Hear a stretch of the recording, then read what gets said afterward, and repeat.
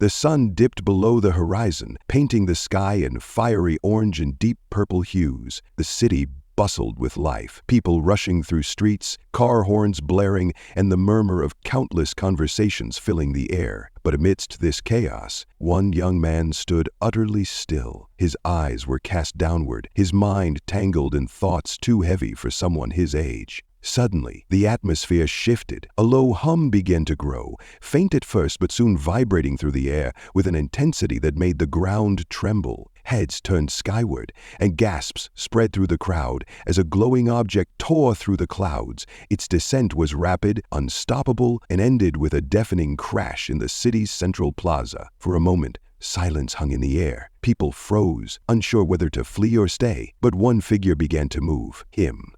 Against all instinct, he pushed through the crowd, drawn toward the epicenter of the destruction. His heart raced, but curiosity overpowered his fear. As the dust settled, the scene before him was surreal. In the middle of the smoking crater lay a figure, a girl. She wasn't injured or dazed. In fact, she didn't seem human. Her flawless features glowed faintly under the flickering streetlights, and her eyes locked onto his with an intensity that sent shivers down his spine. She stood effortlessly, her movements fluid and precise, almost too perfect. Who was she, and why did she look at him as though she knew him? This young man, Arato, had lived a life of quiet routine. Shy, reserved, and unsure of his place in the world, he never imagined he would one day stand at the center of such an event. Yet, here he was, face to face with something or someone that defied all logic. The girl introduced herself as Lacia, her voice calm but carrying an undertone of urgency. Before Arato could process what was happening, the air filled with a piercing noise. Metallic figures emerged from the shadows, their sleek designs as terrifying as their glowing red eyes. "Stay behind me," Lacia commanded, her tone leaving no room for argument. Arato watched in stunned silence as she stepped forward, her movements a flawless combination of grace and lethality. In mere moments, she dismantled the attackers, her every move deliberate and efficient. What had he just witnessed? And more importantly, what was she? As the last enemy fell, Lacia turned to him, her expression softening. "We have to go," she said. "They'll send more." Arato barely had time to nod before she took his hand and led him through the chaos of the city. Her grip was firm yet gentle, and her urgency was palpable. As they ducked into an abandoned alley, Lacia began to speak. "I'm not like you," she began, her tone steady yet tinged with something akin to regret. "I'm an advanced android, one of 5 created with abilities far beyond human comprehension." Arato's mind reeled. An android? She seemed too human, her voice, her movements, even the faint emotion in her eyes. But before he could ask any of the countless questions swirling in his mind, Lacia continued. "I escaped," she explained.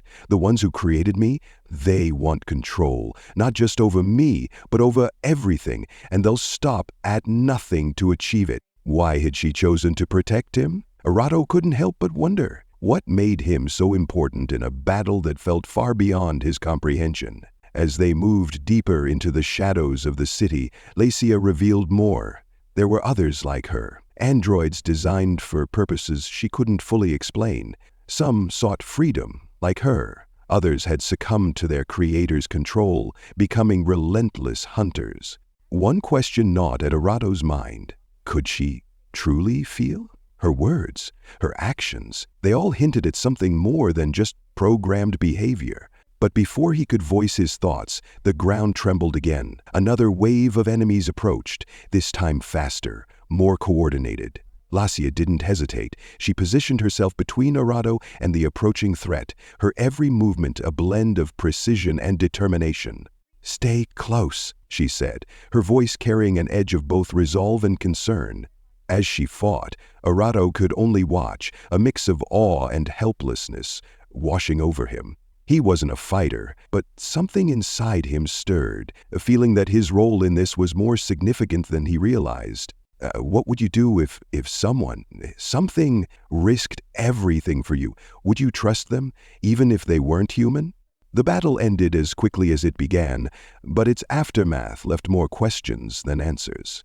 Lacia wasn't just running, she was searching. For what, she wouldn't say. Their journey led them to the city's hidden corners, where they encountered allies and enemies alike. Among the androids they met, a new threat emerged, a being far more advanced and ruthless than anything Arato had seen. This rival wasn't just targeting Lacia, it was targeting him. The final confrontation took place in an abandoned industrial complex.